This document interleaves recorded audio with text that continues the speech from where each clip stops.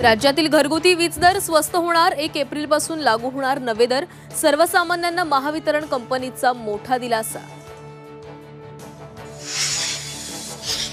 शहाजीराजेंच्या समाधीकडे सरकारचं दुर्लक्ष। कर्नाटकातल्या दावणगिरी जिल्ह्यात शहाजीराजेंची समाधी, साधं छप्परही समाधीवर नाही। शहाजीराजेंच्या समाधीबाबत कर्नाटक सरकारला विनंती करणार। उपमुख्यमंत्री अजित पवारांचं आश्वासन। झी 24 तासच्या बातमीची राज्य सरकारकडून दखल।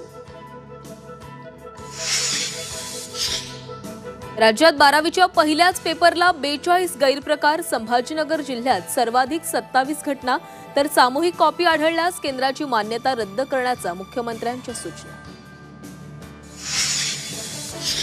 ईव्हीएम मधील डेटा नष्ट करू नका। ईव्हीएम व्हीव्हीपॅट पडताळणी याचिकांवरील सुनावणी दरम्यान सुप्रीम कोर्टाचे निवडणूक आयोगाला आदेश।